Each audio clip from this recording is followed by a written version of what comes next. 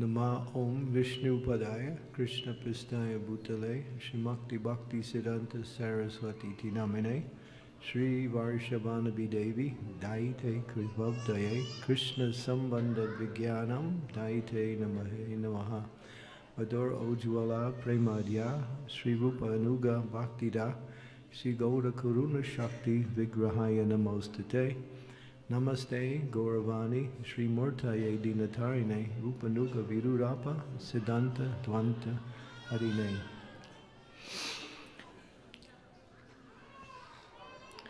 So we are honoring the appearance day of our spiritual master, Srila Bhaktisiddhanta Sarasvati Maharaj,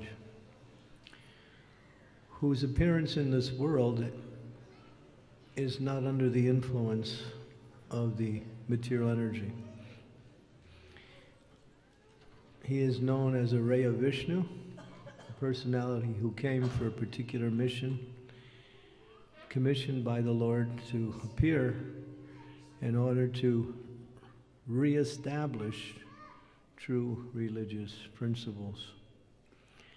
Due to the particular social, political, and ecclesiastical times within the culture and country of India, the real teachings of Lord Chaitanya had been somewhat submerged or mixed in with so many other forms of spiritual practices, asampradayas, those followers who claim to have allegiance with Chaitanya Mahaprabhu and Lord Krishna's process, but have concocted and have devised their own forms of religious practice, which is contrary to the ultimate understanding of bhakti.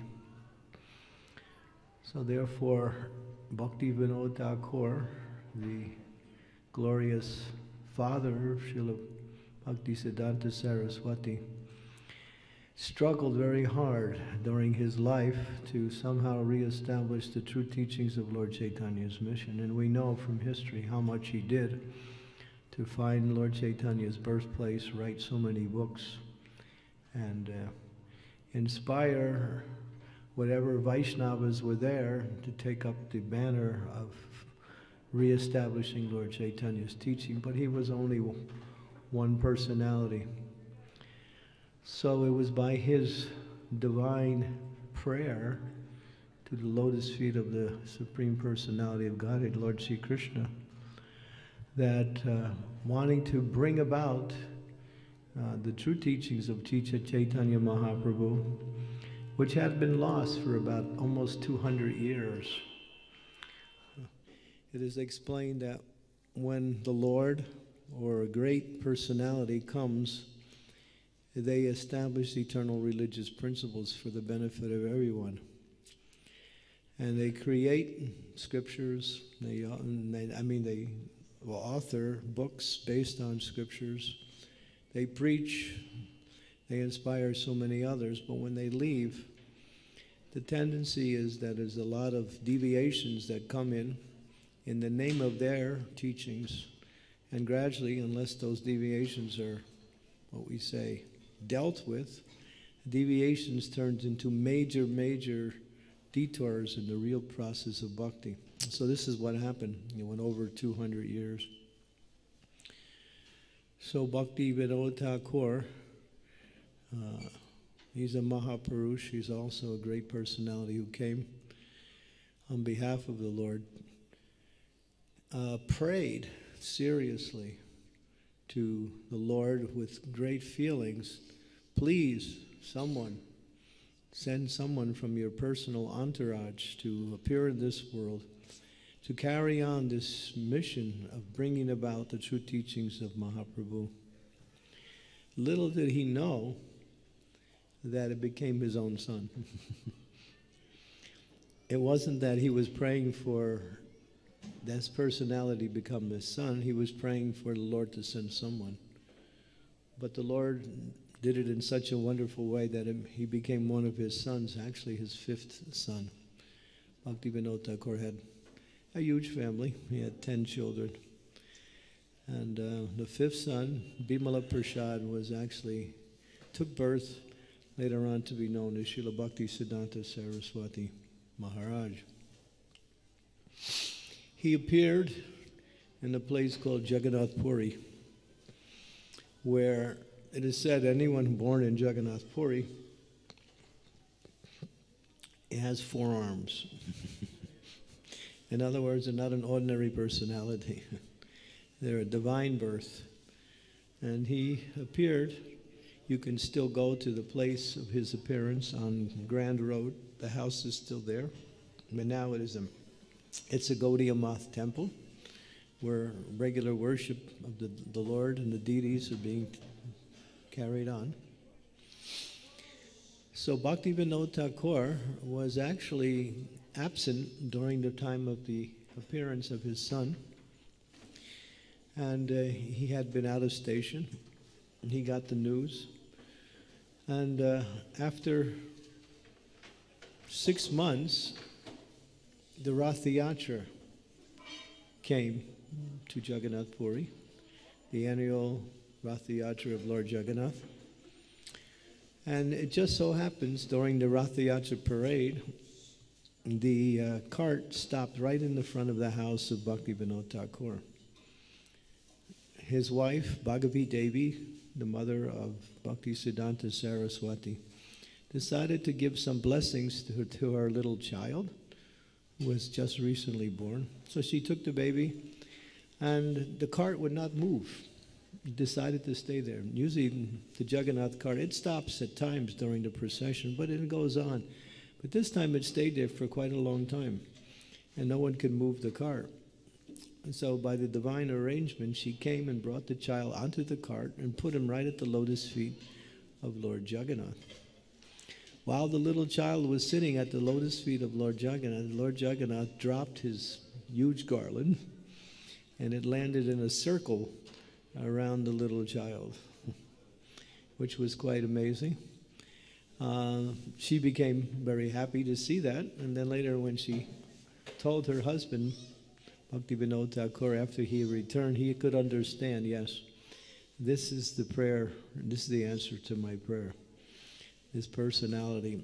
And during his whole life, even when he was such a little child, he exhibited so many transcendental qualities and major forms of intelligence that were way beyond an ordinary child.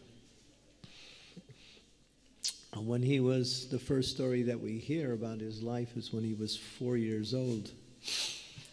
It was customary in the house of Bhaktivinoda Thakur to offer regular bhoga to the deities that they were worshipping.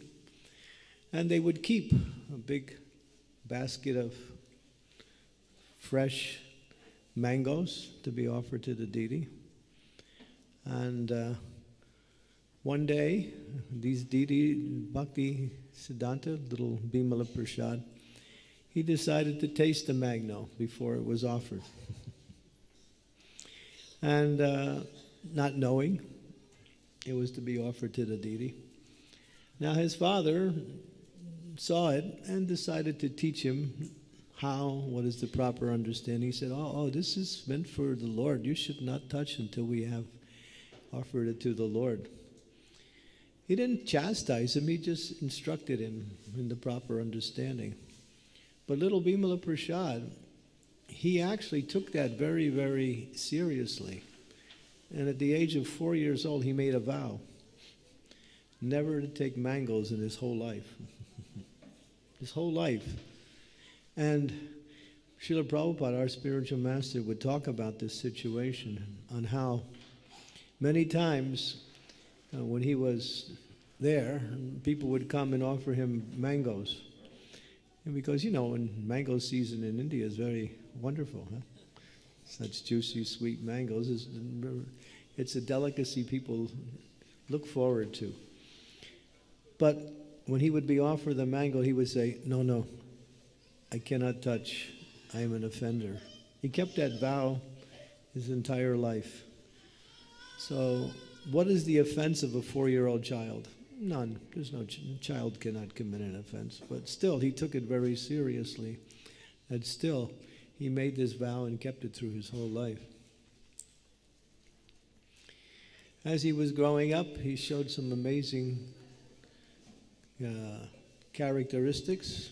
At the age of 7 years old, he learned the entire Bhagavad Gita by heart. He could recite every verse at the age of 7. At the age of 11 years old, he created his own style of shorthand called BHaktisiddhanta, where he devised a way of writing in shorthand that was unique to the style of shorthand writing at 11 years old. And of course, his father, seeing that he was such an exceptional child, gave him a deity of Lord Nrsingadev when he was about 7 also. And he worshipped that deity also. So, studying his early life, we find that there's so many amazing pastimes of his knowledge and his devotion, even as such a young child. You see, it's kind of like an interesting characteristic. When you see bhakti in such a young child, it becomes a feature of attraction for everyone. If a child is like 4 or 5 years old, can sing, can recite scriptures, can also discuss philosophy, everyone is amazed, right? So, but this BHaktisiddhanta was actually natural for him. It was actually natural from him. Bhaktivinoda Thakur was at that time writing many books and also trying to inspire true religious principles, and he was struggling in order to establish that. His little son, Bimala Prasad, who later became Bhaktisiddhanta Sarasvati, was spending a lot of time with his father and learning much of the scriptures and hearing from him. There was also one other person who was also coming to hear from Bhaktisiddhanta Sarasvati, and that was a great soul called Gaur-Kishore Das Babaji Maharaj. He would also come to hear from Bhaktivinoda Thakur. And he would sit in the back. He would just come quietly, sit, listen, and then leave. He would not speak to anyone. Jai Sri Radha Parthasarthi Ki Jai. Sri Gaudanitai Ki Jai. Sitaram Lakshman Hanuman Ji Ki Jai. And so, at one point, when Bhaktisiddhanta Sarasvati was a kind of a grown-up man, he was born February 6, 1874, at 3:30 p.m. in the afternoon. And around the year 2000, he was about 25, 26 years old. His father could understand he was an exceptional child. He had gone to universities, and he actually created a whole science of astrology, Jyotir Veda. He wrote a book called, Surya Siddhanta,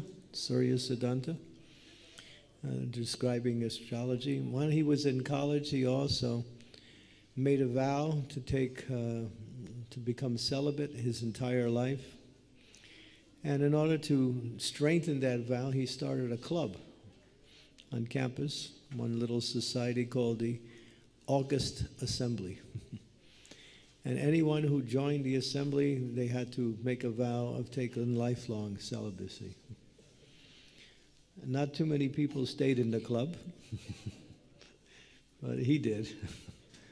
And so he wanted to strengthen his vow by making it a feature of knowledge to discuss the importance of remaining fixed in devotion through one's whole life in the celibate order. His parents were also thinking to get him married, but he was not interested. It's quite common in India, right? Your parents always want to get you married, right?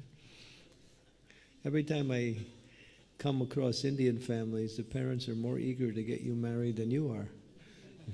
many times, right? It's like that. And sometimes that's good, and sometimes it's not. And sometimes they will do anything to make sure you get married. And they say, yes, you can become a devotee, but after. Marriage is first, occupation is first, and then Hare Krishna, that's nice. But if you make it first, then you might spoil everything else. So sometimes we see that. But and when you put Krishna first, then everything else becomes wonderful, whatever else you do. So because Krishna Mata, Krishna Pita, Krishna Dana Pran. When Krishna is first in our life has value, has meaning, and has progress to the goal of life, which is to develop our love for Krishna. So BHaktisiddhanta was fixed, but he didn't have a spiritual master. So Bhaktivinoda Thakur one day instructed his little, he wasn't little, he was a young man, son. He said, it's about time you get initiated. And you approach this Babaji who's coming to see us. He's coming to my discussions. His name is Gaur Kishore. And you take shelter of him and ask him for initiation. Now Gaur Kishore Das Babaji Maharaj had made a vow never to initiate anyone. Out of his natural humility, he felt that I'm not qualified. This is the nature of a Vaishnava. A Vaishnava never thinks themselves spiritually advanced or qualified, but still they accept responsibility on behalf of preaching. But Gaur Kishore Das Babaji Maharaj, he made a vow. He used to live on the banks of the river where the place where people would come and take care of nature in the most abominable places. Because he wanted to do what they call Nirjan Bhajan. He wanted to be alone. He wanted to just simply chant the holy names of the Lord. Hare Krishna, Krishna Krishna, Hare Hare, Hare Rama, Rama Rama, Hare. He didn't want to be bothered by the activities of the material world. And so sometimes people would come to see him. They would hear about this great Babaji, but they would have to come to this place where it was so abominable. One time, one man, he really developed an attachment for Gaur Kishore Das Babaji Maharaj.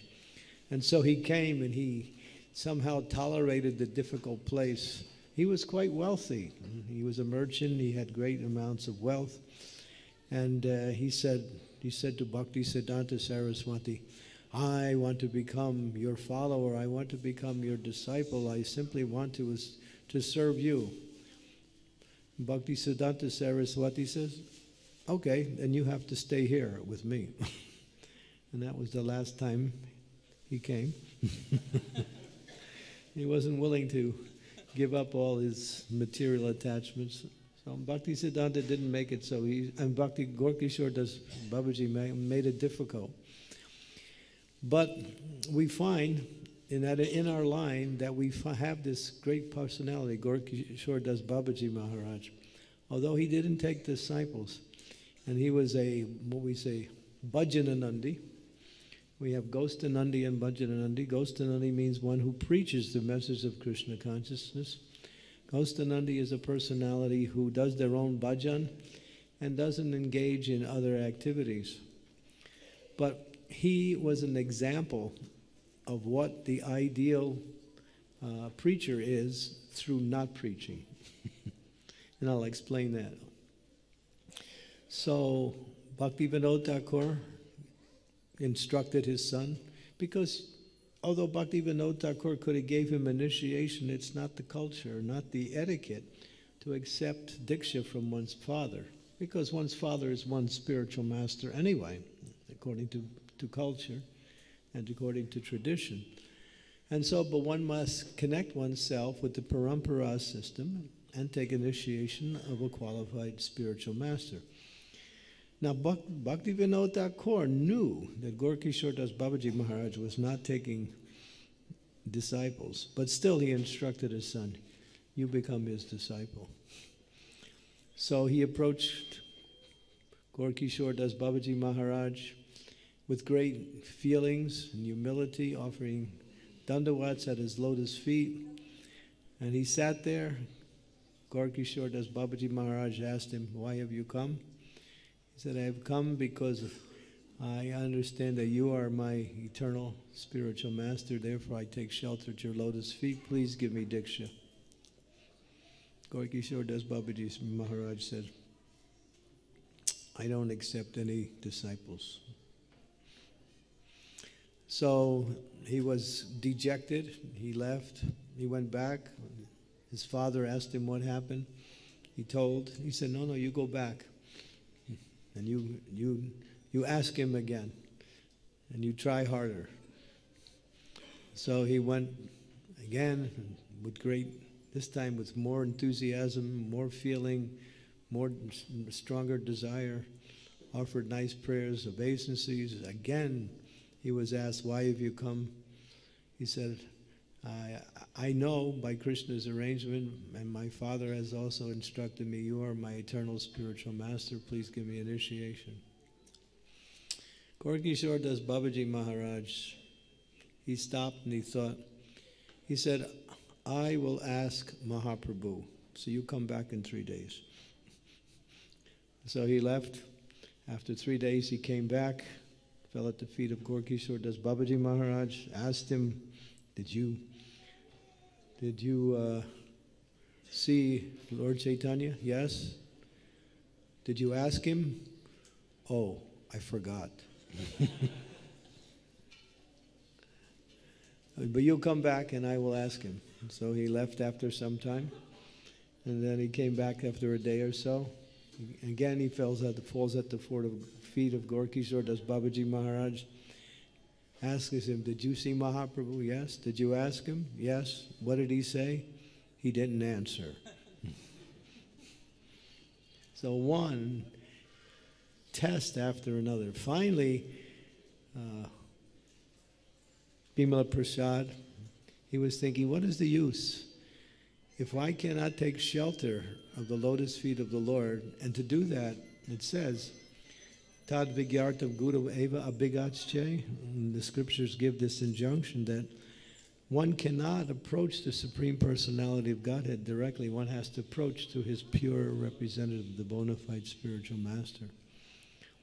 And so he felt, if I don't have a spiritual master, then there's no value to human life. So let me end my life. So he was walking, and he was thinking, I will soon end this life. And just as he was walking, he was crossing one bridge, and Gorkishore Das Babaji Maharaj was coming the other way with a big smile on his face. And he said, I will accept you.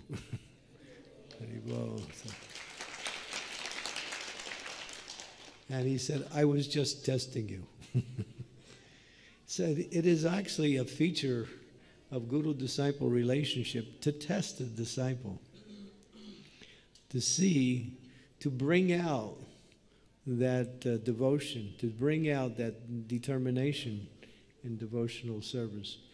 So one should understand that if one takes shelter of the spiritual master, one will be tested.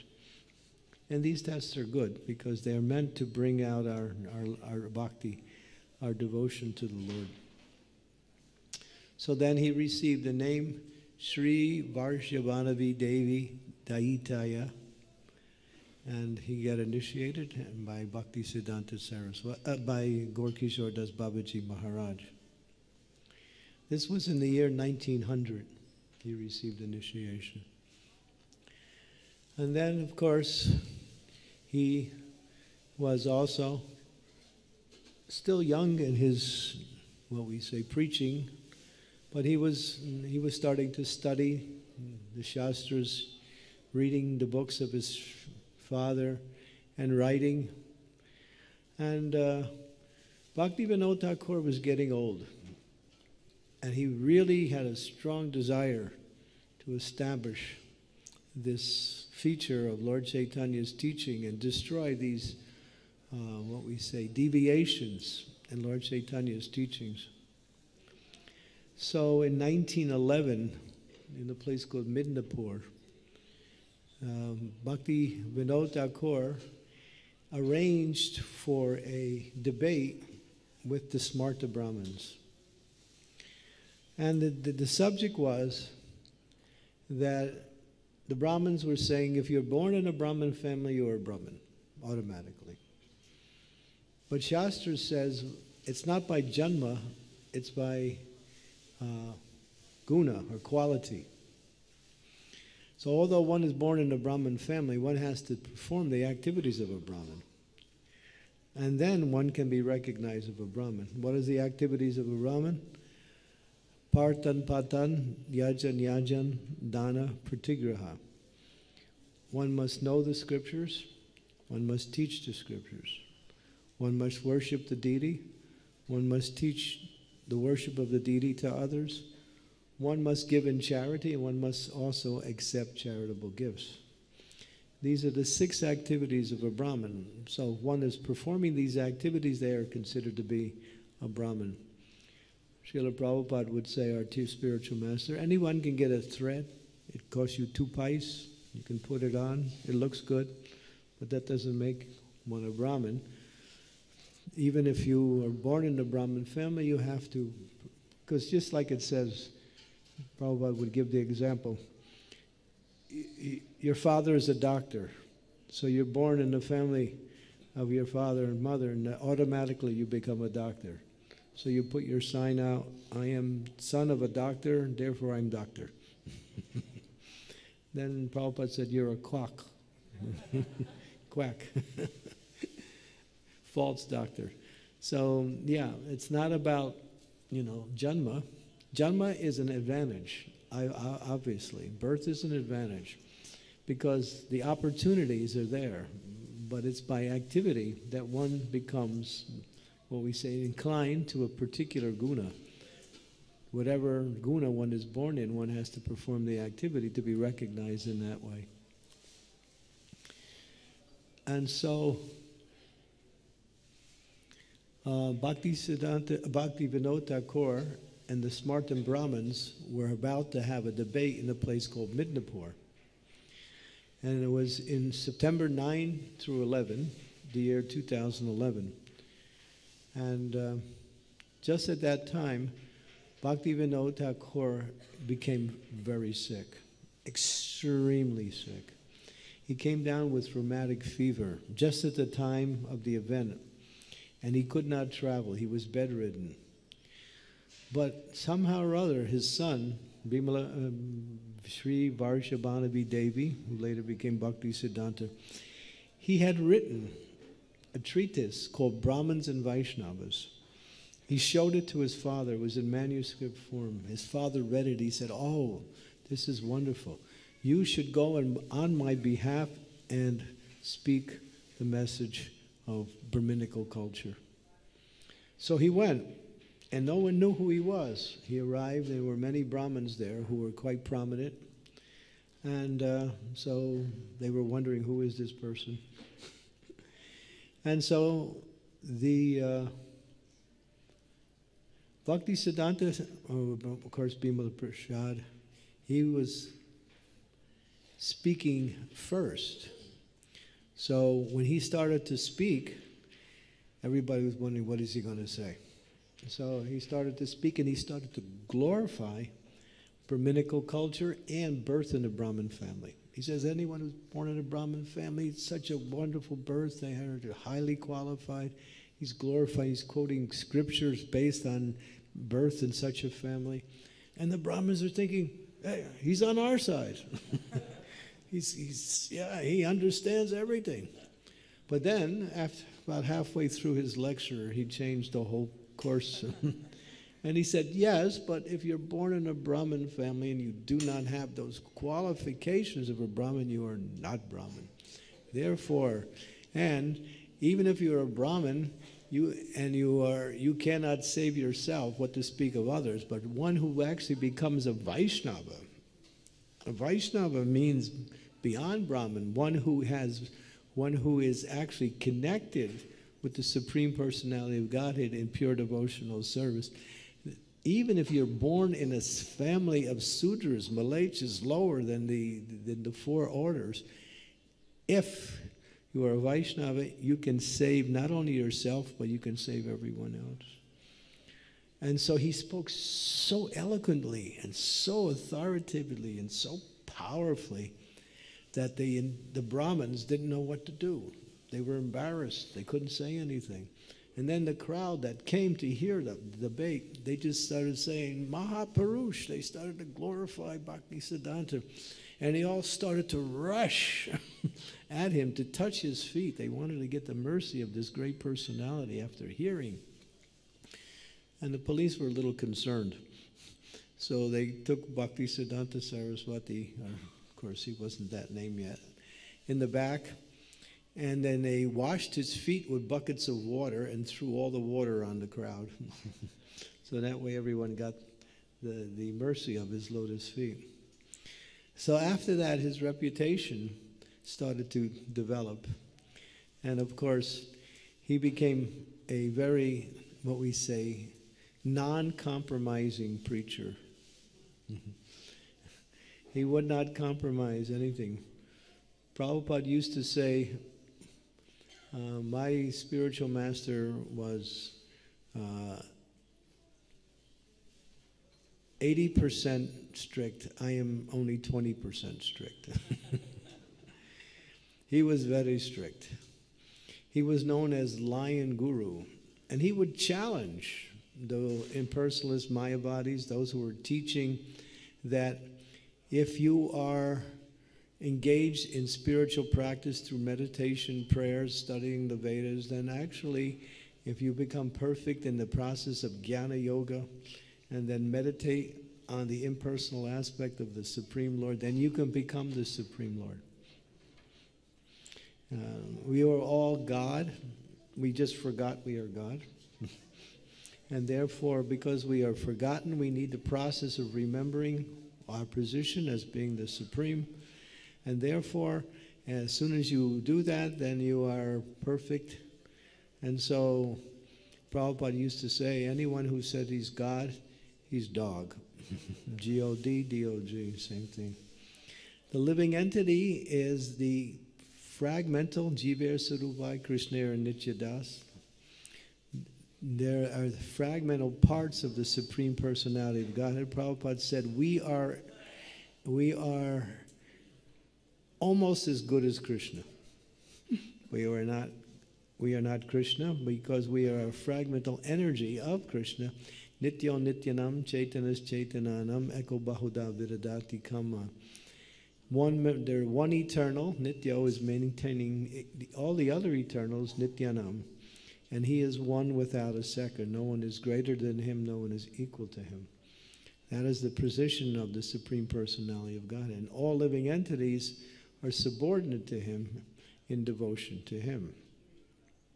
So Bhaktisiddhanta Sarasvati would search out these personalities who were preaching this Mayavad and personalist philosophy and challenge them. And then he would defeat them. And sometimes he would become so strong in his preaching that they would run. They actually were fearful of him. He was known as Lion Guru, Simha Guru. They would call him Simha Guru. He never compromised. To compromise means to flatter. And Bhaktisiddhanta Saraswati says, one who is a preacher cannot be a flatterer, or one who's a flatterer cannot be a preacher. Sometimes people like to get followers, so they say something that is pleasing to the followers in order to others, in order to get followers. But that is not giving people the genuine truth, and that is giving them something less, only to gain some followers or to be known as a great orator of, scriptures. Nadan, Lord Chaitanya says, Nadanam na janam na sundaram kavitam va jagadisha kamaye manma janmani janmani ishware bhavata bhakti ohoi tuki twai. So Lord Chaitanya said, we're not looking for followers, wealth, or so many pleasantries in this material world. We're just looking for devotional service. And pure devotional service. So in that mood, Bhaktisiddhanta Saraswati was very strong. Now, a calamity happened in the year 2014. his father, Bhaktivinoda Thakur, left the planet. And yes, 1 year later, in the year 1914, in 1915, Srila Gorkishore Das Babaji Maharaj also left the planet. Now he pretty much, all his spiritual teachers, a lot of the strength where he got his spiritual power coming from through that association was gone. So he was feeling, I am all alone. How can I spread Lord Chaitanya's teaching? So one night he had a dream, and in the dream the whole Panchatattva appeared to him in the dream and said, we are with you. You preach and we are with you. So that dream gave him strength, gave him solace, where he continued on his preaching. But he was figuring, people will not accept what I have to say if I'm simply a brahmachari. So therefore I must take the sannyas order of life. But who will give me sannyas? There was no one qualified to give him sannyas. So he did something that people criticize, even to this day. Sometimes not criticize, but sometimes they question. He found the mantras for the Sri Sampradaya, which initiates one into the sannyas order. And he sat down in front of a mirror and chanted those mantras, and then gave himself the name Srila Bhaktisiddhanta Sarasvati. He initiated himself into the sannyas order of life. But we can understand that he's not a sannyasi, because sannyasi is part of the, what we say, Varnashram system. Lord Chaitanya said, Gopar Bhati Kamalayor Dasa Dasa Anudas. I'm not Brahmin, I'm not Kshatriya, I'm not Vaishya, I'm not Sudra, I'm not Brahmachari, I'm not Sannyas, I'm not Grihastha, I'm not Vanaprastha. What am I? I'm the servant of the servant of the servant of the damsels of Gopis of Vrindavan. In other words, I have no material designations. No material designations. But he used this sannyas order in order to spread Krishna consciousness. And gradually, as he was preaching, people came forward and became his disciples. He started to take disciples, and he became more and more known as a preacher of Krishna consciousness. He started one newspaper called The Harmonist. It was an extension of his spiritual master's, by his father's paper, Sajjanatoshini, and he created this Harmonist, which was a daily newspaper about spiritual life. One time, one person came and he was curious. He said, how is it you can write a newspaper every day about spiritual life? It doesn't seem like there's enough information to put into a newspaper every day. And so Bhaktisiddhanta Saraswati answered him in a very interesting way. He said, here we are in this city of Calcutta, and there are so many newspapers. And Calcutta is only one city in India, and there's so many cities in India, and there's so many newspapers in there, and they're putting out so much information. And this country of India is only one country, and all over the world there's so many countries, and every country has so many cities, and every city has so many newspapers. And then there's so many countries in the world, and then all these countries make up the Earth planet. And so this Earth planet is just one planet within the whole solar system. And there's so many planets in the solar system, and on those different planets there's so many living entities. And then of course beyond this solar system there's other universes, and the whole material creation makes up 1/4 of the entire existence. The 3/4 is actually the spiritual world. So he said we can put out a newspaper every minute, what to speak about every day. And spiritual information is much greater than what we have combined here in the material energy. So then the person was convinced.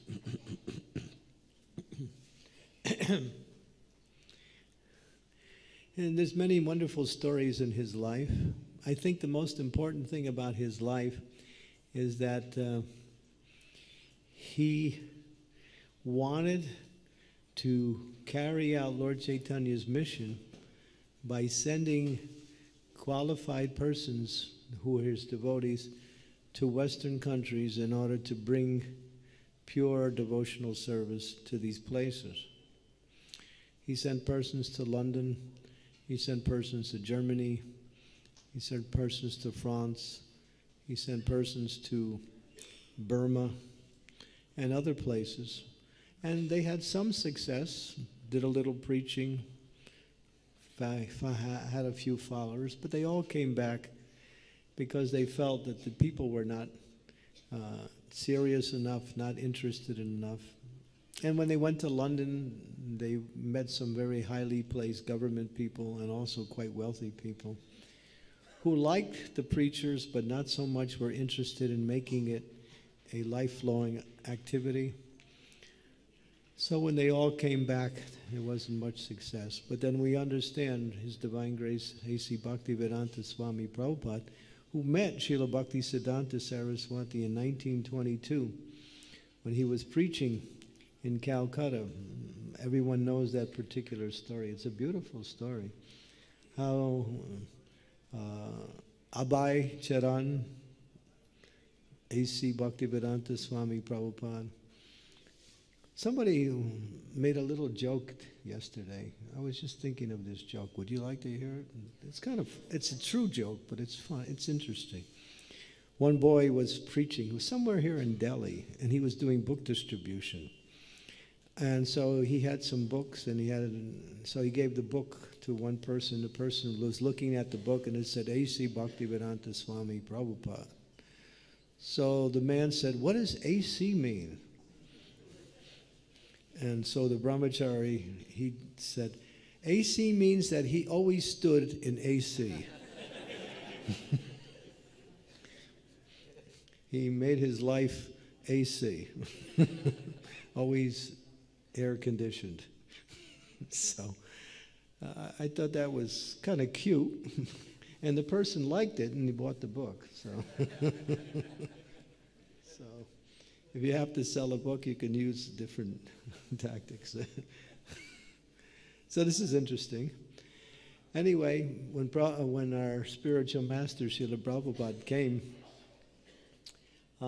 he was encouraged by his friend, Narendranath Mulak, to meet this very saintly person. And of course, A.C. Bhakti, his name was A.C. Charanar Varavindam. He wasn't so interested, but still, he was being encouraged by his friend, so they went. And when he came, we all know the story, how Bhaktisiddhanta Sarasvati was there speaking Chaitanya Charitamrita with a group of his disciples. And this was a regular fare. Every night, 7 o'clock, he would give a little discourse on the Chaitanya Charitamrita. Our spiritual master, Srila Prabhupada, came and he offered his obeisances, which was customary to when you come in the presence of a saintly person. And while he was offering obeisances, Bhaktisiddhanta Saraswati said something which was phenomenal, revolutionary. He didn't even greet him. He just said, oh, you are a very intelligent person. You should take the message of Sri Chaitanya Mahaprabhu to the far and western countries. That was the seed that was planted, and that's why we're all sitting here right now. And of course, not only us, but the whole world was benefited by that statement. And so Bhaktisiddhanta Sarasvati said that when our spiritual master, Srila Prabhupada, got up, he was a little shaken up, thinking, we haven't even met formally, and he's already given me a lifelong instructions. But then he said, but we are a dependent nation. We are under the British Raj. Who will accept our message? We need to get Swaraj. We need to get freed from the British, and then we'll have some status within the world. Then people will listen to what we say. What Bhaktisiddhanta Saraswati said, this political party, that political party, it's always changing. Lord Chaitanya's message cannot wait. So this is the need of the time. So Srila Prabhupada said, he was a very wonderful, saintly person. I liked him very much. I was very much attracted to him. So in my heart, I could understand this was my spiritual master. And I always kept that message that he gave me. And of course, it wasn't until the year 1965 that Srila Prabhupada did that. And actually came, prepared his whole lifetime in preparation to prepare himself for this mission of Lord Chaitanya spreading Krishna consciousness around the world. While His Divine Grace was a student of Bhaktisiddhanta, he was living in Allahabad and he had a pharmacy. Many times the disciples of Bhaktisiddhanta would come and see him, and they would hold programs, and Srila Prabhupada would always do kirtan. He was good at kirtan. He liked to do kirtan. We all know when we listen to Srila Prabhupada's bhajans how much he loved to sing the glories of the Lord. He was very expert at doing kirtan, and he would also arrange for the programs, and so the devotees would come and preach and like that. And so he was getting association. But then after some time, I think it was in 1929, Bhaktisiddhanta Sarasvati decided to have a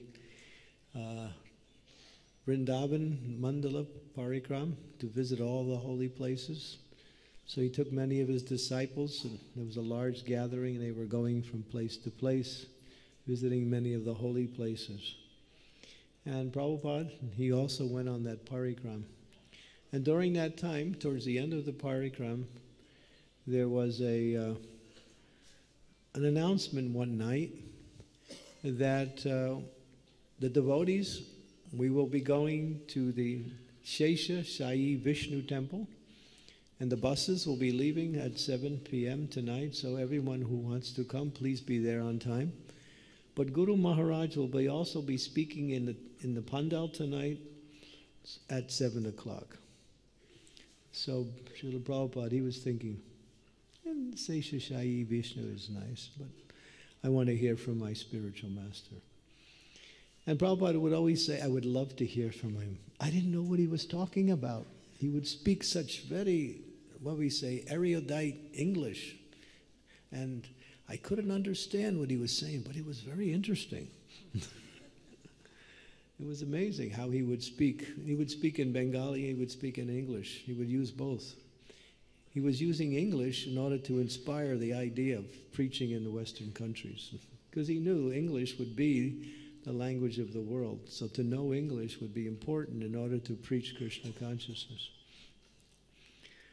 And so Prabhupada would come and sit there and listen. And then later on, I can't remember his name, I think his name was Atul Brahmachari. He came to Bhaktisiddhanta Saraswati. He said, I would like to recommend Abhay Babu for initiation. And Bhaktisiddhanta Saraswati said, oh yes, I have marked him. He likes to hear. He likes to hear. So this is a very important point. The desire to hear the message of Krishna, to hear the message about the process of bhakti, this makes one qualified in their execution of devotional service. Prabhupada said, I never asked so many questions to my spiritual master. I did ask him one question, how can I serve you? How can I serve you? But the qualification of liking to hear was noted by Bhaktisiddhanta, and immediately he felt that that was enough for him to receive initiation, like that. And Prabhupada would always love to hear. So one time they asked Srila Prabhupada, our spiritual master, did you ever get chastised by your spiritual master? He said, oh yes, that was one of my best moments. Sometimes we think to get chastised is not so good. But if you get chastised, that means you're making advancement. But it was an interesting situation. Bhaktisiddhanta Saraswati was speaking And our spiritual master, Srila Prabhupada, was sitting in the audience listening. While he was listening, one man who was sitting next to our spiritual master, Srila Prabhupada, he leaned over to speak something to our spiritual master, Prabhupada. And Prabhupada lended an ear to the man just to be polite to hear what he was saying. Bhaktisiddhanta looked at him and said, "Oh, you want to speak? You think you know more? You come up and you give the lecture." And then he was, duly chastised. And he said, "This is one of my best moments. I got the mercy of my spiritual master." And Prabhupada would talk about the different times that he would spend with his spiritual master. But Bhaktisiddhanta could understand that here was the person that would bring Krishna consciousness to the Western world.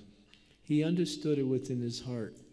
Although he gave that instructions to all his leading disciples, especially his sannyas disciples, Bhaktisiddhanta initiated more than 60 persons into the sannyas order of life. And he preached all over India. They were preaching not only in West Bengal, but all over India. They were traveling and preaching Krishna consciousness, establishing maths. They established more than 60 maths. In 1930, one very rich follower of Bhaktisiddhanta, he was very inspired, and he wanted to offer something wonderful to his spiritual master. And so he had this marble palace built, and he offered it to Bhaktisiddhanta's Sarasvati to be used for an ashram. Before then, the disciples of Bhaktisiddhanta Sarasvati, the preachers and others, were living quite simply. Now they had this beautiful building in a place called Bagh Bazaar in Calcutta. And then, of course, but that became a problem. It was such a nice building, and it had many rooms. And then the devotees who were living there, although they were living before very simply, now they had all this opulence, and it changed a little bit of their, what we say, consciousness. And they were all thinking, "I want this room. This room is my room. You could have another room." In other words, they were all fighting for the best places within the building. Bhaktisiddhanta Saraswati was concerned. And then again, we remember many years later, when in 1936, when Srila Prabhupada came to see Bhaktisiddhanta Saraswati in Radhakund, he came with his little son. You can see there's a beautiful drawing of that, Prabhupada walking with Bhaktisiddhanta and his son. Bhaktisiddhanta has a very worried look on his face. And he says, "Agun Jwalbe," which means there's fire in the mat.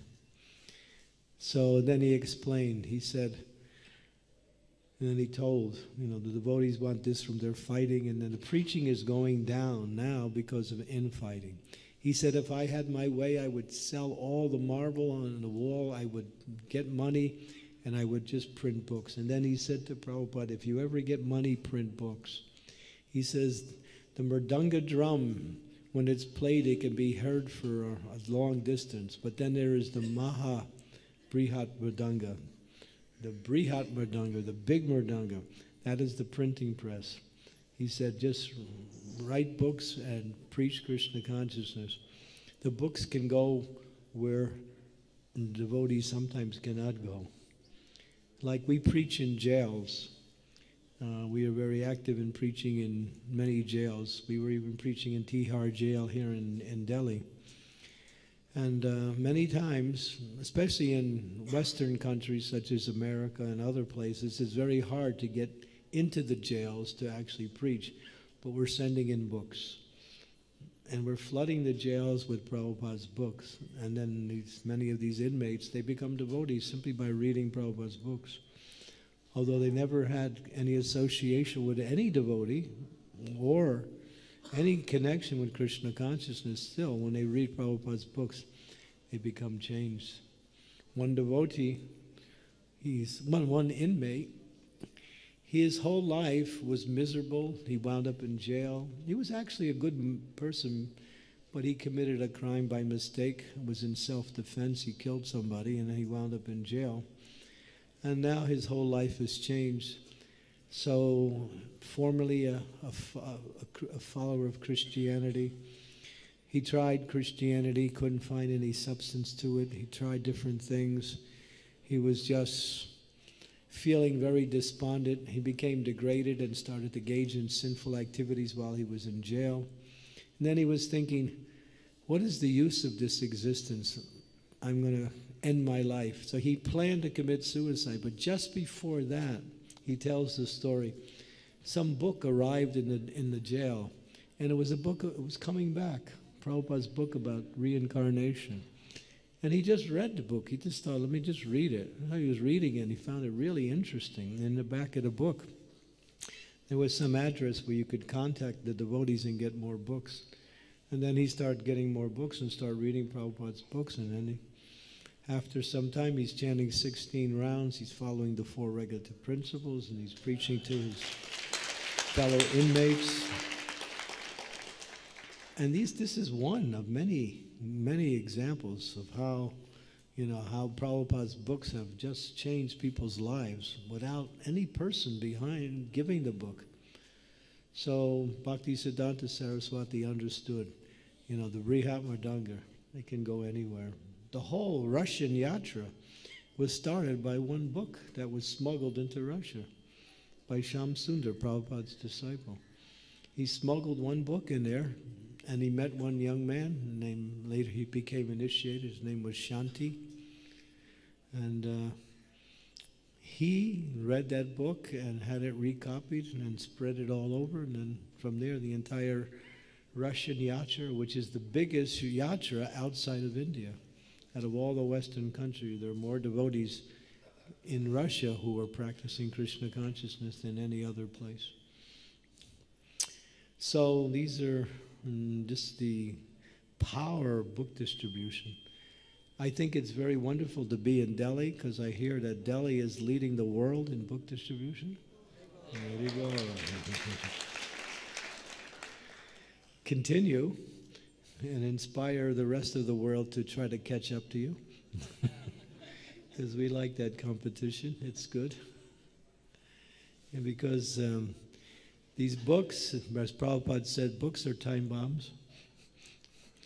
A time bomb is a bomb that doesn't go off when it's there, but it goes off in time. In other words, one may get a book, but that person who receives the book may not be the person who benefits from the book.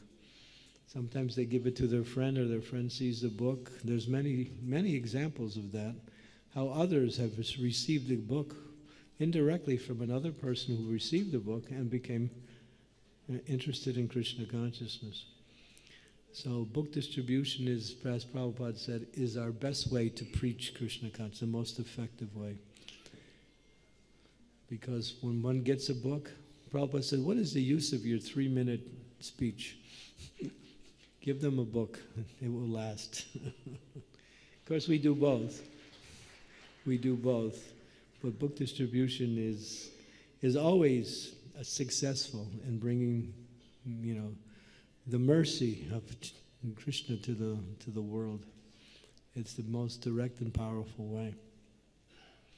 So Bhaktisiddhanta Sarasvati had that vision.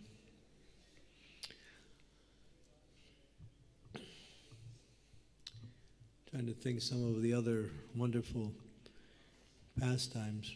One time, one man, he came to see Bhaktisiddhanta Sarasvati. He was actually a government minister. He was actually, I forgot his name. His name is quite popular. He was a popular minister at the time. He liked Bhaktisiddhanta, and he would like to come and talk to Bhaktisiddhanta. So this time when he came, Bhaktisiddhanta Sarasvati said, oh, I am actually busy right now. Why don't you go? And he had some questions. He wanted to... Madan Mohan Malviya. Marvia. Okay, all glories to him. He had the association of a great soul.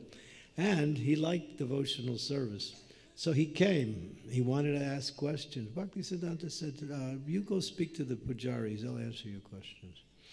So he went to the pujaris and they said, oh, yes, but right now we are engaged in polishing the brass and the silver of the deities. So please, you can help us, and after we're done, we will answer your questions. So he, very humble man. He actually was quite humble, although he had such a nice position. He engaged in the service. When the service was done, the pujari said, "What is your questions?" He says, "I have no questions." Thank you. And when he was leaving, he passed by Bhaktisiddhanta. Bhaktisiddhanta said, "Did the pujaris answer your questions?" "Yes, Maharaj." Thank you. So what does that mean? It means that when you're engaged in devotional service, and Krishna within the heart helps you understand everything clearly. So he was absorbed in serving nicely, and then all the answers to his questions come. It doesn't always happen like that, but most of the time that's the way it happens. That as soon as we engage in devotional service, Krishna arranges us to have our questions or our doubts clarified and answers. That's the power of devotional service. Yasya Devi Para Bhaktir Yata Devi Tata Guru Tasyaita Patite Karta Prakasanata Mahatmanaha. That one who has implicit faith in Guru and Krishna and engages in devotional service, all the imports of all Vedic knowledge are automatically revealed within the heart. The power of devotional service reveals the truth of devotional service. Of course, it's important to read and study the books too, and we must do that. But actually, one who is absorbed in devotional service has all knowledge, because they've understood the purport of all the scriptures, as Krishna says in the Sarvasya Hamradisani Visto, Mata Smitra Agyanam Apoharam Chan, Vedaischa Savam Aham Veda Vedo, Vedanta Krit Veda Vid Eva Chaham. Prabhupada explains that Krishna is saying, I am the author of the Vedas, I am the knower of the Vedas, and the Vedas are meant to know me. So the conclusion of all Vedic knowledge is to know Krishna. So one who is fully engaged in devotional service, they have the ability to understand all Vedic knowledge. Because the goal is Krishna. And goal means to serve. Service is the expression of one's connection with the Supreme Personality of Godhead.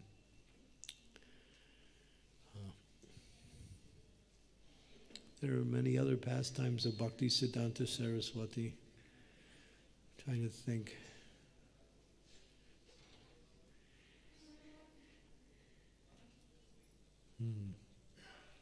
My mind has gone blank.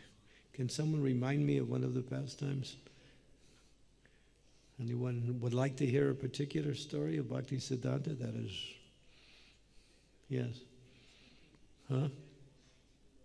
Oh yeah, yes. When he was this was during the time of his development years, he actually made a vow to chant 1 billion names of God. And so he would,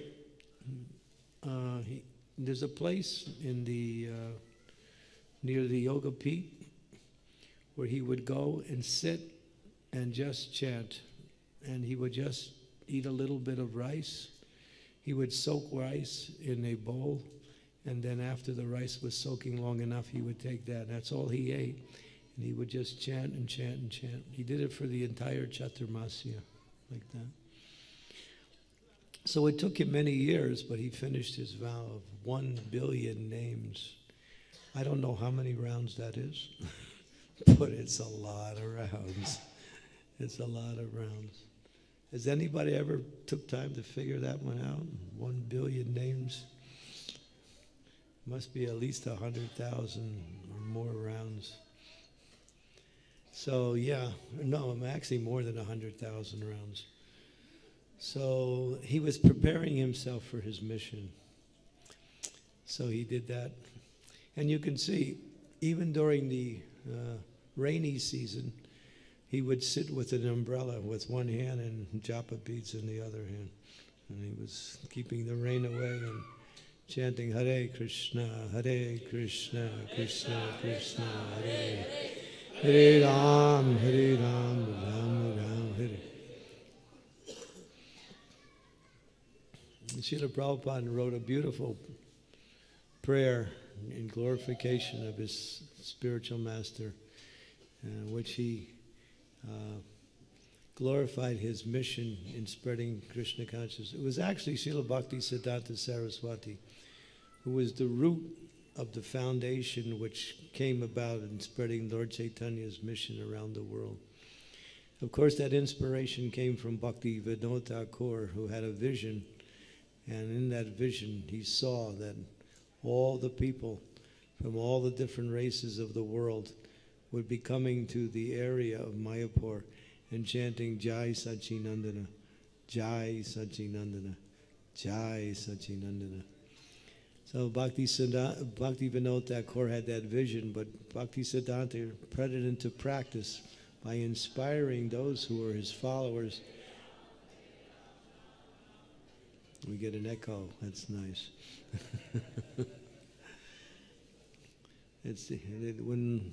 When Chaitanya Mahaprabhu said to Srila Haridas Thakur, Haridas Thakur, how will the non-living entities benefit?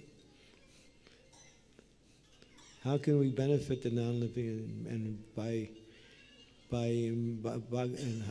Haridas Thakur said, by the loud chanting of the Hare Krishna Maha Mantra. So by the loud chanting of the Hare Krishna Maha Mantra, the echo of the non-living entities is sounded within in the atmosphere.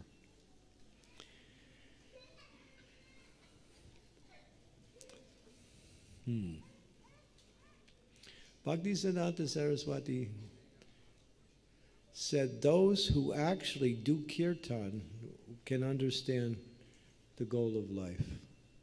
Those who do not engage in kirtan will never understand the purpose of life. He said only those who engage in kirtan will be successful in the execution of devotional service. He glorified kirtan many times. And of course, Srila Prabhupada, in spreading Krishna consciousness, made kirtan the means for bringing Krishna consciousness to the Western world.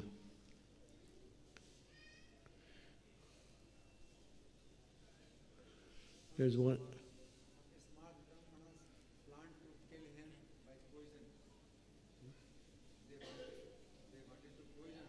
Oh, that story, yeah. Okay. Yeah, this was a younger pastime of Bhaktisiddhanta, which is quite fundamental, where, I don't know if this is the same one I'm thinking of. When the spiritual master of Bhaktisiddhanta Saraswati, Gaur Kishore Das Babaji Maharaj, left his body, he was a Babaji. And there were many Babajis in the area. And so, Bhaktisiddhanta Saraswati was the only disciple. So he wanted to take his spiritual master and put it in Samadhi. But the Babajis, they protested. They said, he is a Babaji and he can only be touched by other Babajis. So we have the right to take his body and we will make the Samadhi. But their program was to establish Samadhi in order to get some pecuniary gain. In other words, to make some money from that. And so there was a discussion between Bhaktisiddhanta and some of the Babajis. And it became an argument. Who should claim the right to the body of Srila Gaur Kishore Das Babaji Maharaj? So there was one police officer there. And he came and he saw what was happening and he inquired. And then they explained. And the Babaji was saying, no, we have the right because we are Babaji and he is a Babaji and therefore Babajis can only take care of Babajis. So Bhaktisiddhanta Saraswati said to the Babajis, all right, you can have his body, but you have to answer my questions. Only those who haven't had any illicit connections in the last 1 month can touch the body of my spiritual master. And nobody moved. And then he said, 1 week. And then he said, 3 days. And all the Babajis, they were embarrassed. They just turned away and left. And then, of course, I missed one part. The police officer said, how would you know? He said, I will take their word for it. And so actually, he could understand that they were only Babajis in name only. They had not been practicing renunciation. And so he could understand that they were not qualified. And so he took his spiritual master and established his samadhi. Later on, that samadhi was washed away by the Ganga, and then he reestablished it where it is now in the Chaitanya Math, in Mayapur area. And you can go there to the Bhaktisiddhanta Saraswati's Babaji samadhi. And it's a beautiful samadhi established by his divine grace. What is the story with the poison?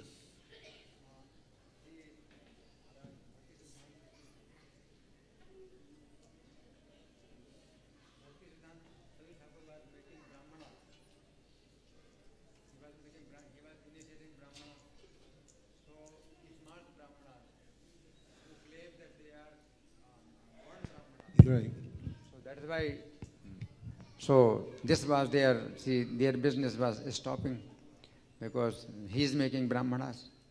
So then they approached policeman. Oh yeah, I got. Yeah, they were angry with Bhaktisiddhanta. They were thinking he's making brahmanas. He's not qualified. Actually, we want to do some harm to him. So they approached one policeman. We will give you 25,000 rupees. This was in 1920, somewhere around that age. 25,000 rupees. If you do not do anything, we will do something to Bhaktisiddhanta Saraswati. So the police chief, he didn't go along with the idea. And he said, no, I cannot agree with that. And so he went and told Bhaktisiddhanta Saraswati, they're men, they're out to stop you, so please be careful. And then the police chief said, usually we take bribes, this is normal. And just like the other day, my driver, he was coming to pick me up, and he got stopped by the police. This was in Delhi 2 days ago. And he gave 100 rupees to the police officer. Okay, you can go. This was 2 days ago. So things haven't changed so much. I hope that police officers not listening to this class. So it goes on.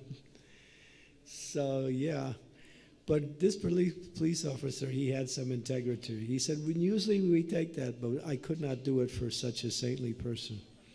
So please take precautions like that. So his preaching was so powerful, and he was changing the whole course of what was spirituality. He was injecting real, true spiritual knowledge, that it was causing a lot of these impersonalists, Babajis, Smarta Brahmins.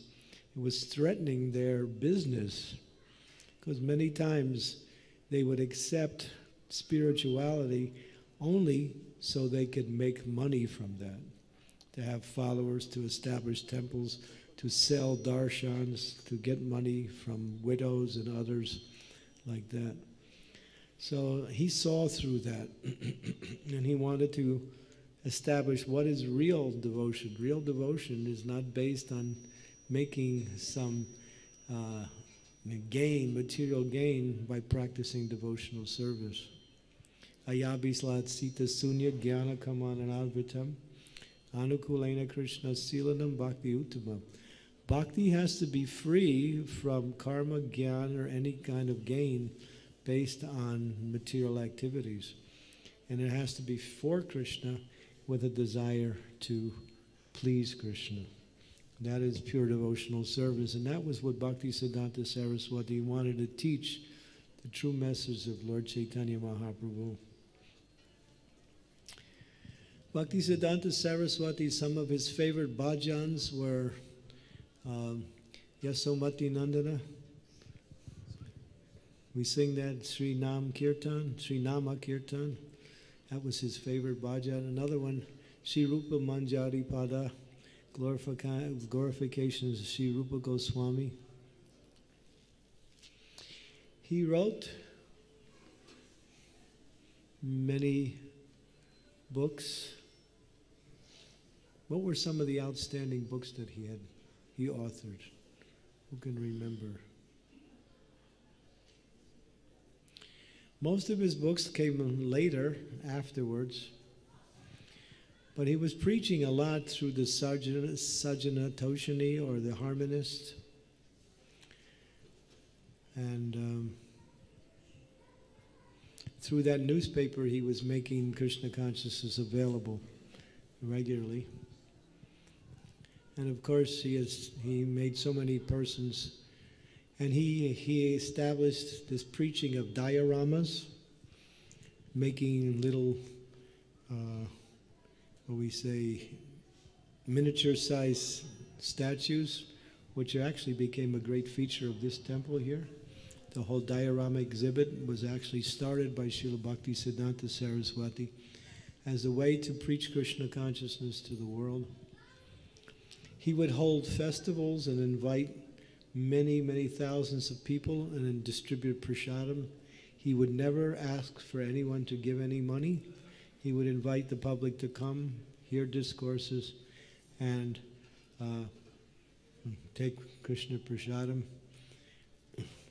So his preaching was very, very... One time one of his sannyasis went out to preach. And I can't remember his name. And he had given us such a powerful lecture that when he was done, he got a standing ovation. People stood up and clapped for a long time. It was a great lecture, powerful. So he had been living quite simply, eating just very simple prasadam. So when he came back to the math, he said, "I want some puris." Because he felt like, I did a nice lecture, I should get some special prasadam. I want some puris, I want some, I think it was samosas and some other nice things. The word got back to Bhaktisiddhanta Saraswati. Oh, he's thinking he should be rewarded. This is not Vaishnava. Vaishnava preaches on behalf of the Lord, and that is our happiness. Our preaching is our happiness. We're not looking for any reciprocation. That is material. That is fruitive.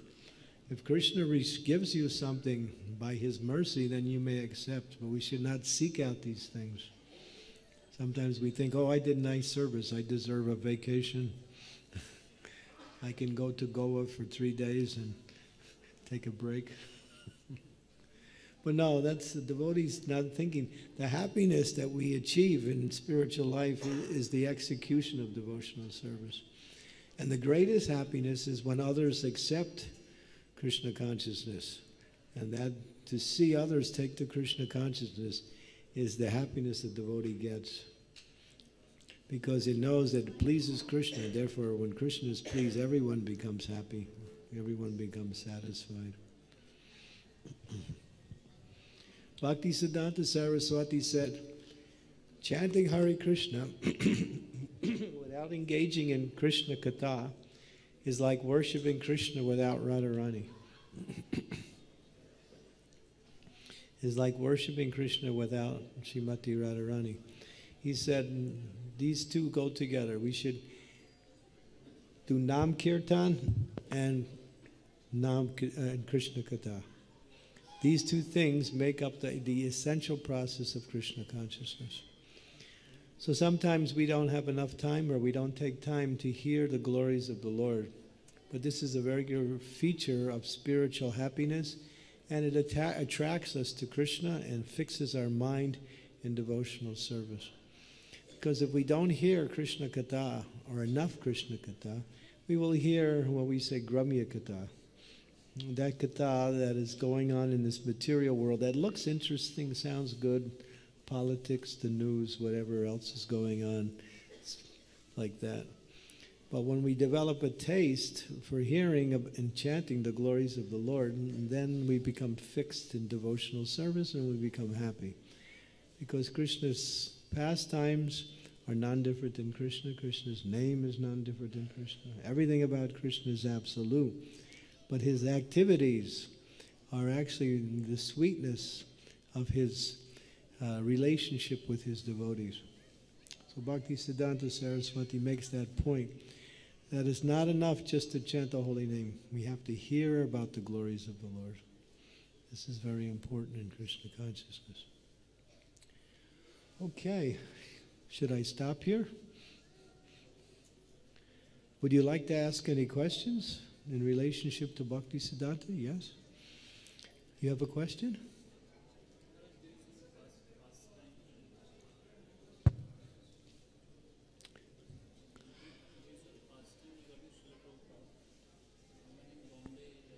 Devotees suggested that he should be the president of Bombay temple, but Bhaktisiddhanta Maharaj said that he should not be dragged into the management. He will do the right things at the right time.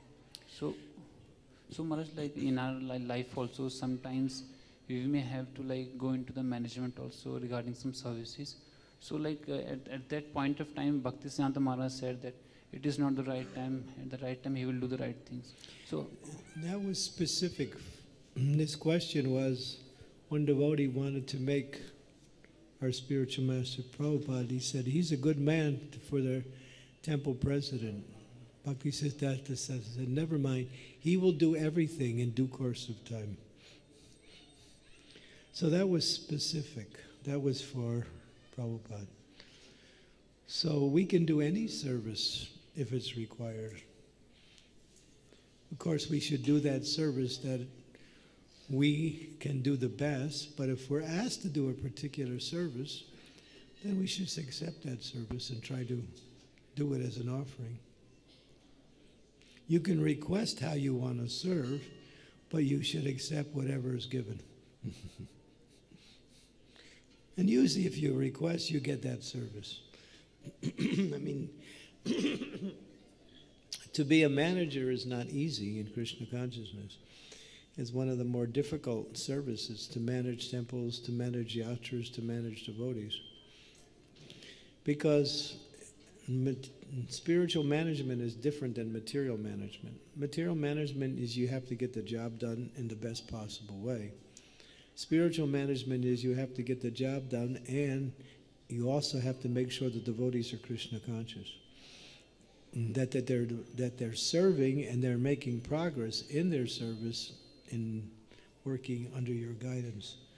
So you can't neglect the devotees in the process of management. You have to make sure, the real management is to make sure the devotees are happy. That's real management. And if the devotees are happy and they're getting everything they need, then they can do wonderful service. And then the management becomes successful. So real management is to make sure the devotees are nicely situated in their service, they get everything they need to do their service, and they're making progress. So spiritual management is a lot different than material management. A lot different.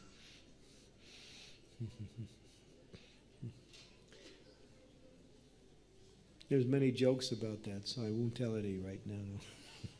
Okay.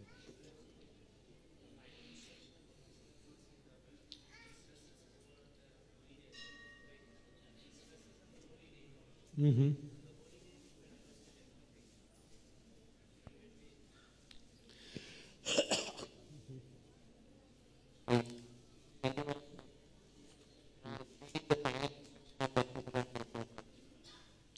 I think we need a new microphone. If you speak a little louder, I can hear you.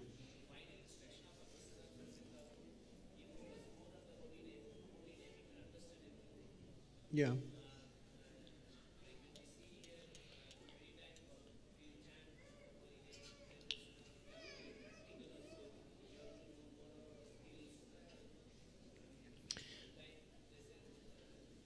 But, I mean, we have to understand the relationship to the holy name with all other activities in devotional service.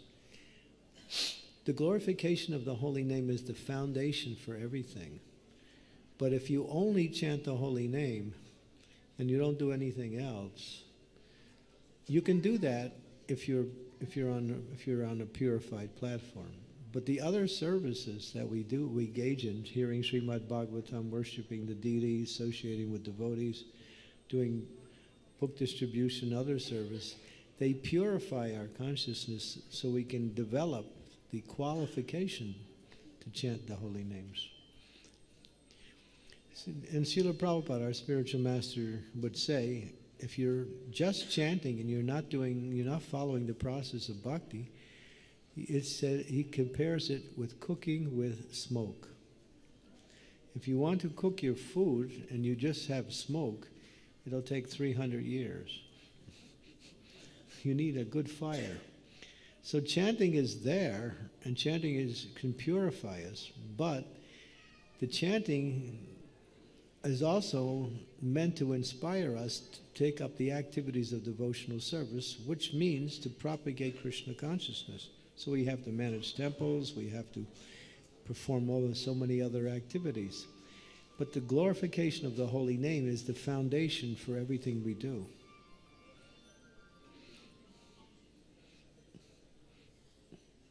If you do everything else and you don't chant the holy name, srama eva hi kevalam. But if you just chant the holy name, you'll make some advancement, but you won't reach purification. Because it says, Nasta prayeshu abhadreshu nityam bhagavata sevaya bhagavati uttama sloke bhakti bhavati naistiki. One has to regularly attend the discourses on Srimad Bhagavatam. Living in the temple means deity worship. Everyone may not be a pujari, but everyone should come and take darshan of the deities, offer prayers to the deities, chant kirtan in front of the deities. This is all part of the process of purification.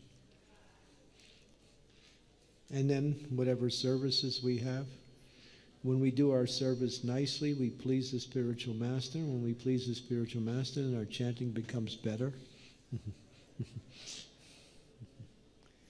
So it's connected. It's all related to.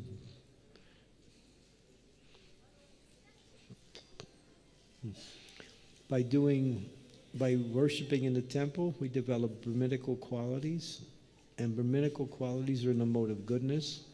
And to chant the Hare Krishna Maha Mantra, you have to be in the mode of goodness. Otherwise, you can't really chant. If you're in a mode of passion or mode of ignorance, you're chanting with offense. You're chanting. Maybe you won't even reach Namabhas. You have to come to the mode of goodness. That's why these other activities are meant to purify us, to help us come to that stage of pure chanting. Mm-hmm. Mm-hmm. Does that help? Thank you. Any other questions? Yes. We have the microphone is finished, huh? Hare Krishna. It is said that the name, Nam, Roop, Gun, Leela of the Lord is same as Lord. But when we see Nam, Hare Krishna, these are words. We can say that these are as potent as Krishna. But how? I missed that last word. Yes, I am saying that we can say that the name of the Lord, is samely potent as the Lord. But Yeah. how can it be the same as the Lord? Because these are words and the Krishna is a body, supreme body. Kali Kale, Nama Rupa, Krishna Avatar. Nama Hoite Hayasara Jagat Nistara. That Krishna has descended in the form of his holy name. Nama Chintamani Krishnas Chaitanya Rasa Vigraha Purna Surya Nitya Bhukta Abhinna Tvam Nami Namino. Abhinna means different. Abhinna means non-different. The name and he who is named is the same. So Krishna has incarnated in sound. That sound vibration is him. You want to realize that? It's done by the chanting. If you try to intellectually try to understand that, you cannot reach that with your mind.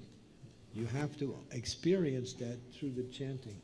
Krishna's name is Krishna. The Shastras say it in many verses. There's no difference.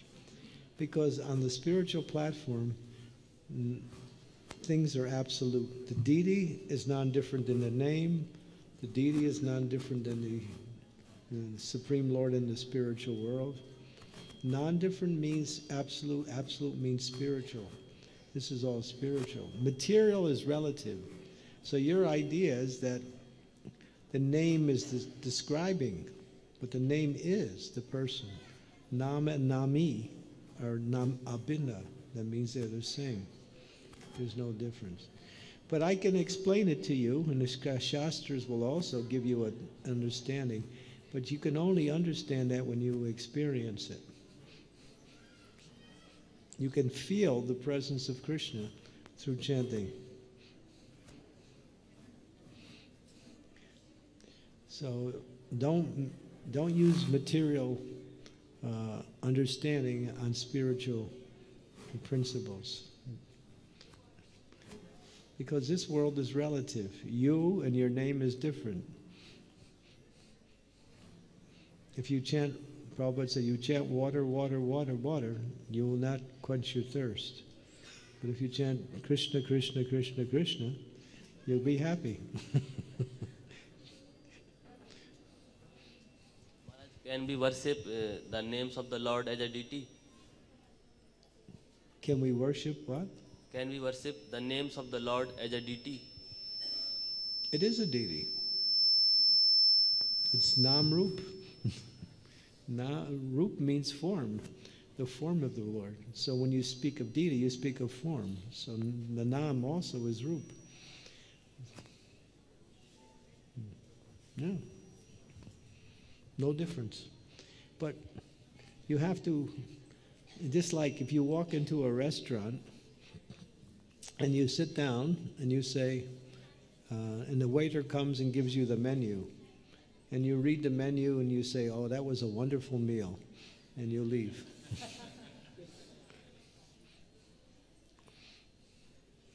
You have to taste the food before you can get satisfied.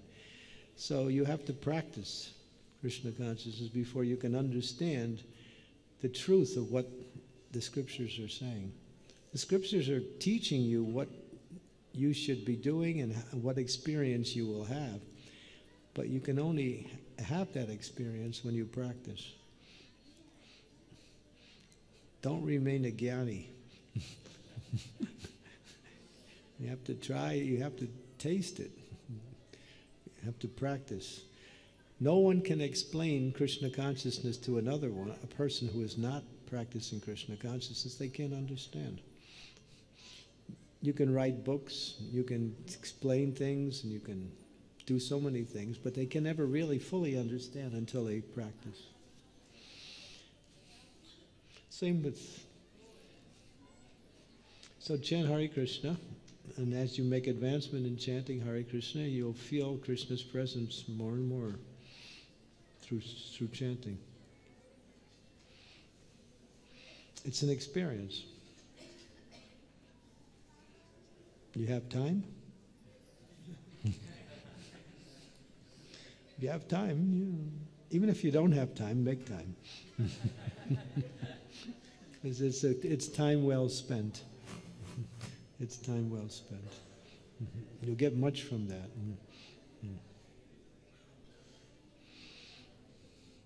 But the Lord's name is the Lord. No different.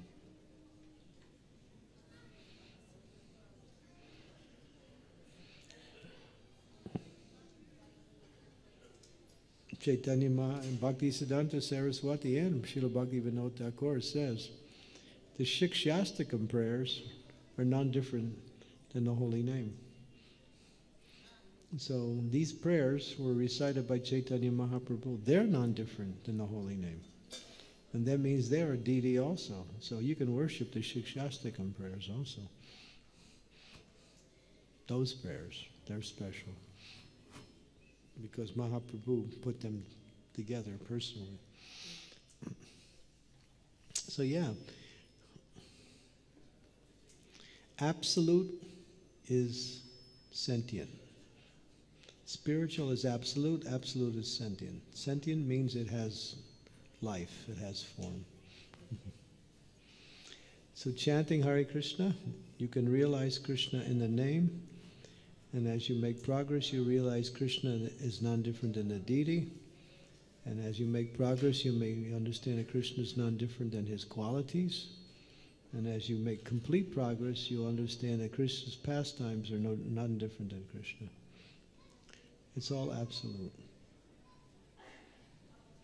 2 and 2 is 4. 3 and 1 is 4. Is that okay? Which one do you like, 2 and 2 or 3 and 1? They're both 4. So spiritual is absolute.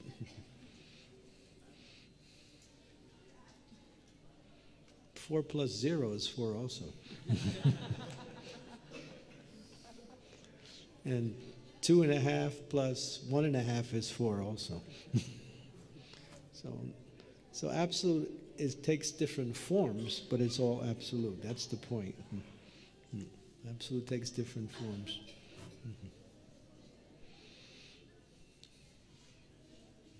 Yes. Hare Krishna Maharaj. What is the simplest way to develop love for Guru and Krishna? What is the simplest way to develop love for Radha and Krishna? Guru and Krishna. Through service, by serving them. When you serve that person, you develop some attraction for them. So find out some ways to serve. Come and do some seva, and gradually your love will develop. And then once you start developing some seva, then you'll start chanting. But when we serve a person, especially a pure person like Guru or Spirit or the Lord, because they're all attractive, their qualities are all attractive. And if you please them by their service, they give you their mercy, and by their mercy you develop your love.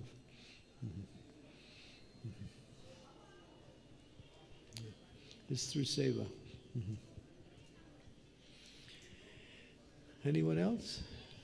Yes, Prabhu. Microphone is coming.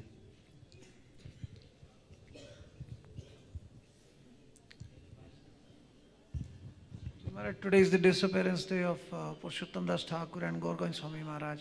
No, yeah. If you could speak something about that also. About our Gaur Govinda Maharaj, one of our great acharyas.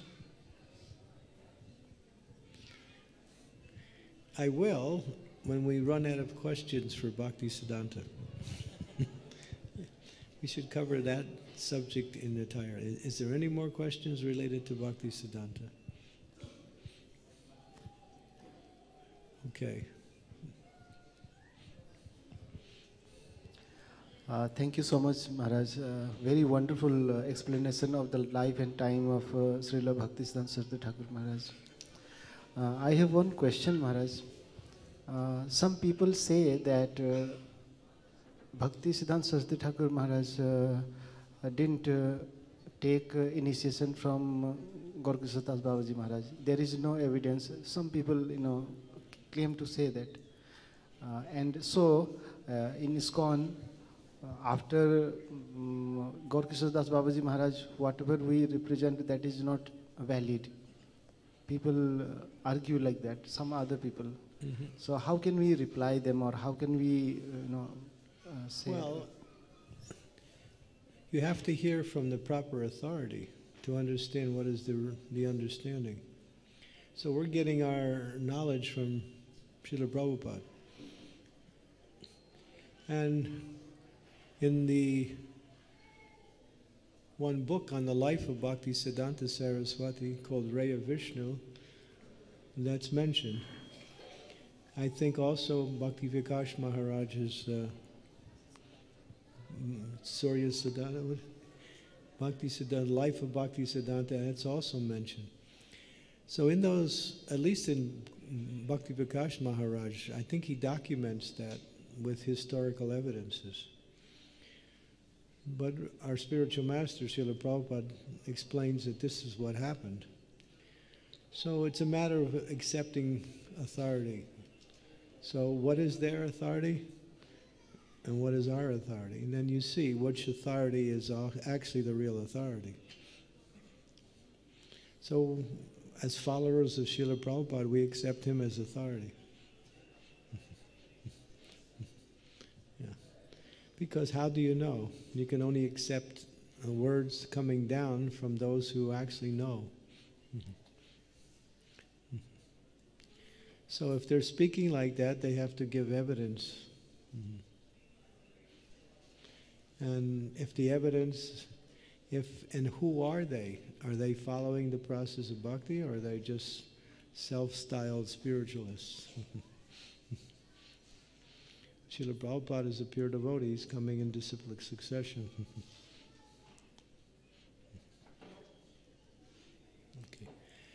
Okay. Yes, you want me to speak about Gaur Govinda Maharaj?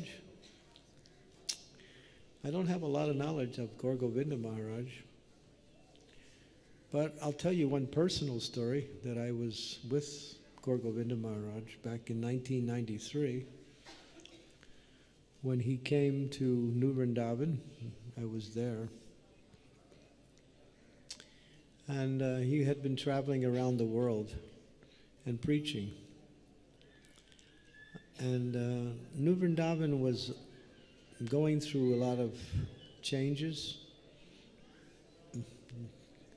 And they were adopting some Christian externals in the practice of spiritual life. They were using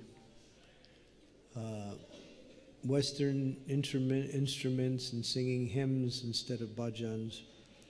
And we also changed the dress. The devotees weren't wearing dhotis, they were wearing Christian monk robes. I don't know if you know the history, but there's a history that went on for a few years. So Gaur Govinda Maharaj came during that time. And he saw what was happening there, and he wanted to make a point. So one of his lectures, he described the pastime where Chaitanya Mahaprabhu was greeted by his follower, Brahmananda Bharati. Brahmananda Bharati. Now, Brahmananda Bharati was a renunciate.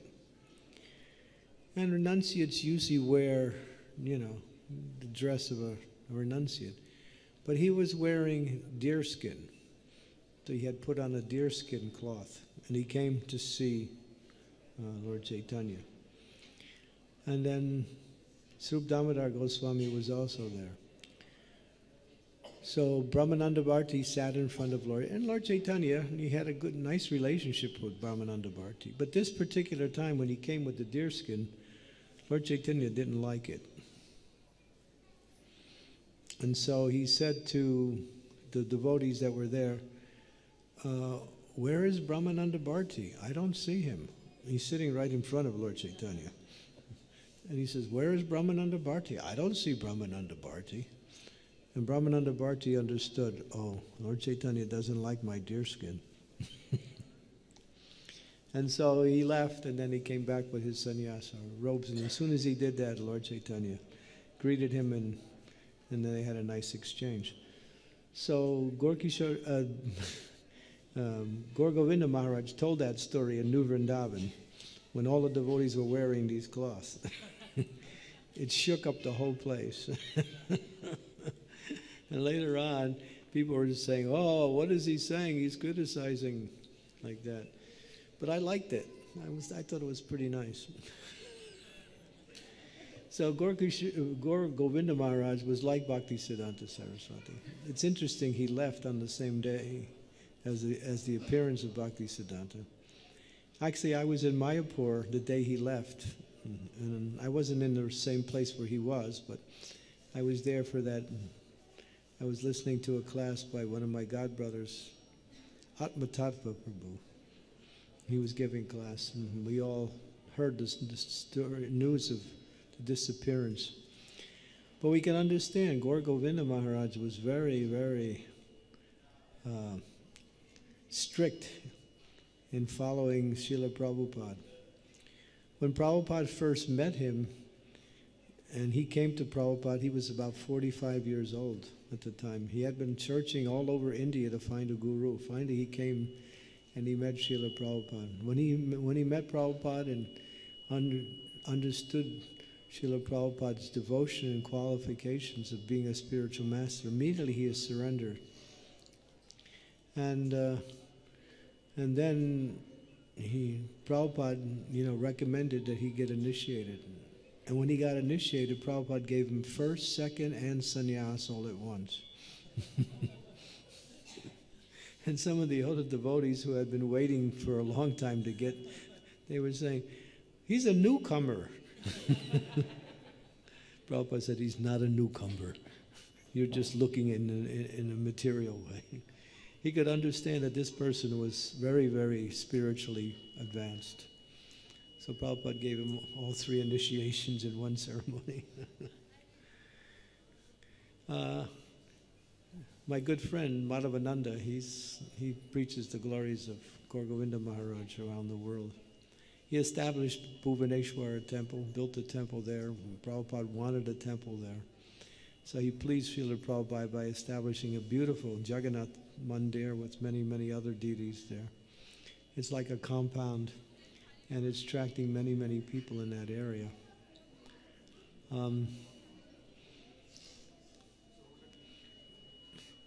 He was on the GBC for a little while, and the GBC works in such a way as that everyone has an equal vote. So if you're a GBC member, you have 1 vote, and when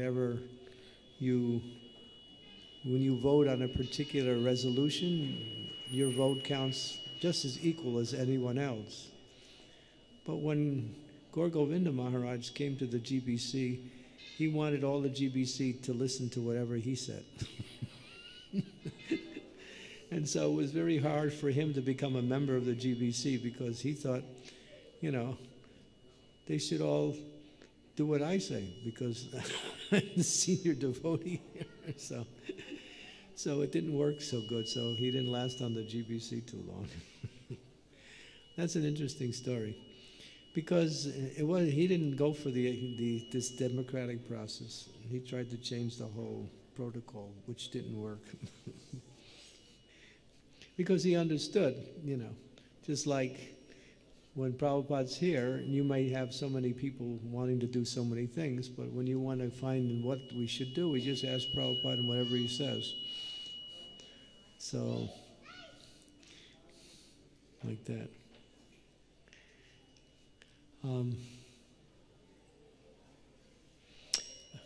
I can't say. His disappearance was amazing. How he disappeared from the world is quite amazing. He was sitting in the room with a few disciples, and he was talking about the Leelas of Lord Jagannath and how Krishna was in Dwarka, and then he was feeling separation from the residents of Vrindavan, and therefore Krishna wanted to go back to Vrindavan. So that's the whole story of the Ratha Yatra, Krishna leaving Dwarka, returning to Vrindavan to see his intimate disciples or followers in Vrindavan.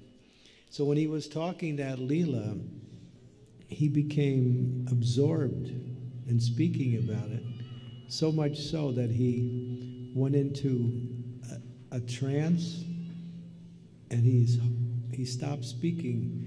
He closed his eyes, and he was like in meditation. So everyone thought he's in meditation, but then after some time they realized he's gone. So that's how he left the world. He left the world speaking the glories of the Lord, and he got so absorbed in speaking about Lord Jagannath and the Rath Yatra and Krishna returning to Vrindavan to seeing his followers that he became overwhelmed with emotion, went into a trance, and that was it. He left the world. Everybody it was quite amazing, but of course everyone was shocked. The devotees were sitting there listening to his pastimes, and the next minute he's gone.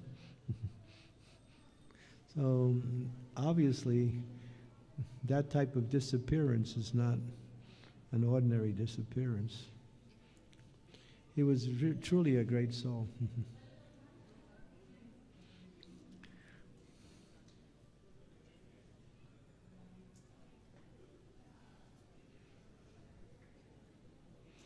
There's a lot of devotees who have personal stories about their relationship with him. I never had that much association. I saw him in New Vrindavan once, a couple times, and I used to see him in different places, but I didn't have so much direct association.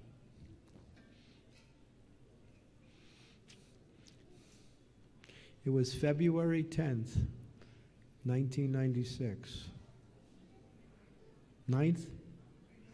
February 9th, 1996, February 9th. Okay, I missed by a day. February 9th, 1996. Anything else? 20 minutes, they'll begin the Abhishek of, I think, BHaktisiddhanta Sarasvati. There is an Abhishek scheduled at 10:30. Okay, so maybe we can take a little break, chant some japa before the Abhishek. And so thank you very much. Srila Bhaktisiddhanta Saraswati Maharaj Avirbhav Ki Jai. Srila Bhaktisiddhanta Saraswati Maharaj Ki Jai. Srila Prabhupada Ki Jai. Gaur Premanande. Hare Krishna.